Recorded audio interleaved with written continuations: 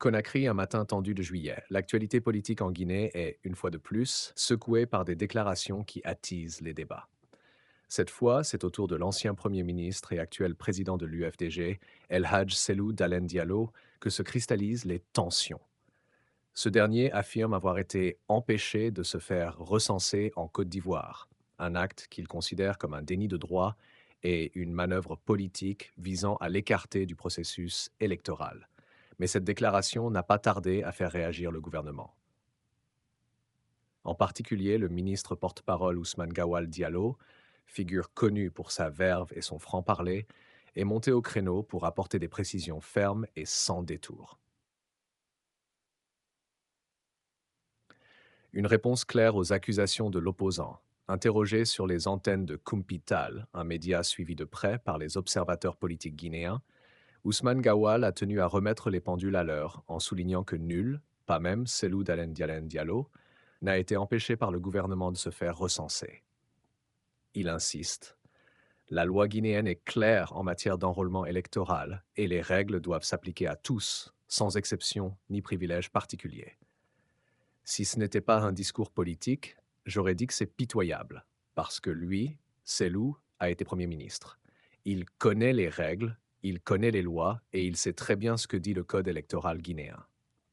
La remarque, bien que directe, reflète selon lui l'irresponsabilité d'un homme politique qui a pourtant dirigé le pays à un niveau aussi élevé. Pour Ousmane Gawal Diallo, l'ancien Premier ministre instrumentalise sa position et son nom pour transformer un sujet administratif en une affaire politique et légale. Pas d'identité politique. Le ministre porte-parole a poursuivi en expliquant les fondements légaux du processus de recensement. Selon lui, le code électoral stipule clairement que le recensement électoral s'effectue dans le lieu de résidence habituel de la personne. En d'autres termes, les citoyens guinéens vivant à l'étranger peuvent se faire enrôler dans les consulats ou bureaux désignés seulement s'ils résident de façon stable dans ces pays. 6 mois, Ousmane Gawal Diallo. Je quitte Conakry pour passer 2 semaines de vacances à Gawal. Je ne peux pas me faire recenser là-bas. Ce serait une fraude. Ce sont ceux qui vivent réellement à Gawal qui doivent se faire recenser à Gawal. La loi est la même pour tout le monde. Il insiste sur ce point pour rappeler que la résidence réelle est un critère non négociable, destiné à garantir la fiabilité du fichier électoral et à éviter les fraudes ou les doubles enrôlements. Un exemple concret. Les commerçants de retour au pays. Pour illustrer son propos, Ousmane Gawal a évoqué le cas de nombreux commerçants guinéens qui, comme chaque année, voyagent à l'étranger pour leurs activités. Certains d'entre eux, temporairement en déplacement en Chine, au Dubaï ou encore à Abidjan, n'ont pas pu se faire recenser là-bas. Pourquoi? Parce qu'ils n'y résident pas de façon permanente.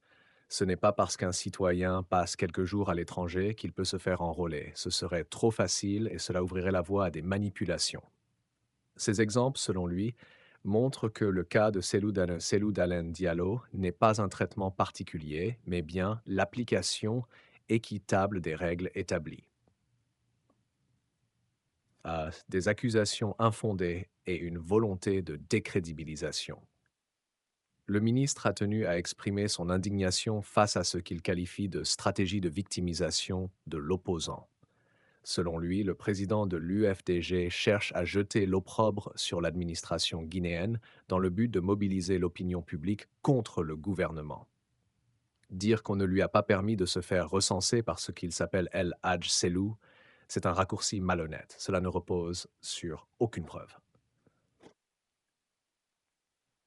Il invite la population guinéenne, notamment la diaspora, à faire preuve de discernement et à ne pas se laisser entraîner dans des querelles politiques dénuées de fondement. Il souligne que la transparence du processus électoral est une priorité pour le gouvernement actuel et que toutes les garanties ont été mises en place pour permettre à chaque citoyen éligible de s'inscrire dans le fichier électoral. Le cas de la Côte d'Ivoire. Le cœur de la polémique réside dans la tentative d'enrôlement de Cellou Dalein Diallo en Côte d'Ivoire. Or, d'après les documents consulaires, le président de l'UFDG n'a pas de résidence légale permanente dans ce pays. Il y séjourne régulièrement, certes, Mais cela ne suffit pas pour satisfaire aux conditions exigées par la Commission électorale nationale indépendante. Qu'il nous montre un contrat de location, une facture d'électricité, une carte de séjour, n'importe quel document prouvant sa résidence permanente. S'il ne peut pas, alors il n'a pas le droit de se faire recenser là-bas. Cette affirmation sèche mais directe, met l'opposant face à ses contradictions. Pour Ousmane Gawal, la loi n'est pas négociable même lorsqu'il s'agit d'une personnalité politique de premier plan. Une lecture politique du silence de l'opposant. Pour le ministre, cette sortie médiatique de Seloul Dalein Diallo s'inscrit dans une stratégie bien connue, celle du martyr politique. Face à une base militante impatiente et un contexte préélectoral tendu, il aurait cherché à susciter l'émotion plutôt que d'affronter la légalité. Il sait qu'il ne peut pas se faire recenser en Côte d'Ivoire. Il connaît les règles. Mais au lieu d'assumer, il accuse l'État pour se faire passer pour une victime. Ce type de communication, estime-t-il, est dangereux pour la démocratie car il crée une défiance injustifiée envers les institutions. Appel au respect de la loi et à la sérénité. Pour conclure, Ousmane Gawal Diallo a lancé un appel à la responsabilité de tous les acteurs politiques, en les invitant à respecter les règles du jeu démocratique et à cesser les surenchères verbales qui minent la cohésion nationale. Le pays a besoin de paix, de vérité et de respect de la loi. Il ne sert à rien de manipuler les foules. Le gouvernement ne s'oppose pas à la participation de Cellou Dalein Diallo. Il doit simplement suivre la procédure comme tout citoyen. Il appelle également les électeurs guinéens de la diaspora à se rendre massivement dans les centres désignés pour se faire recenser, tout en respectant les critères exigés par la loi. Réactions partagées dans l'opinion publique. Comme souvent dans ce type de controverse, les réactions ne se sont pas fait attendre. Les partisans de l'UFDG dénoncent une manœuvre d'exclusion ciblée contre leur leader, tandis que d'autres observateurs saluent la rigueur juridique du ministre porte-parole. Sur les réseaux sociaux, le débat s'est enflammé. Certains rappellent que Cellou Dalein Diallo avait déjà dénoncé des tentatives d'obstruction lors de précédents scrutins, tandis que d'autres estiment que la répétition de ces accusations affaiblit leur crédibilité.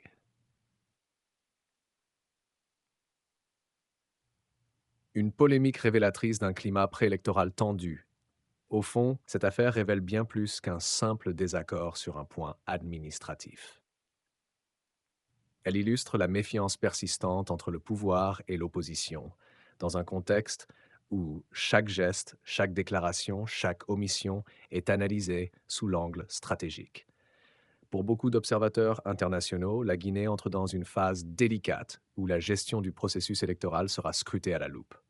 Le gouvernement est donc appelé à faire preuve de transparence absolue et l'opposition de responsabilité et d'honnêteté dans ses prises de position. Conclusion, des règles à respecter, des droits à défendre. Au-delà des personnalités, au-delà des querelles politiciennes, le recensement électoral est un moment crucial pour la démocratie guinéenne.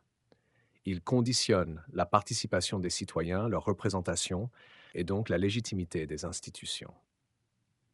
Ousmane Gawal Diallo, en prenant la parole avec fermeté, a voulu rappeler que le droit est le même pour tous. Ni le pouvoir, ni l'opposition ne doivent s'en affranchir. Et comme il l'a conclu lors de son passage à Kumpital, la politique ne doit pas être une arène de plainte, mais un espace de vérité et de construction.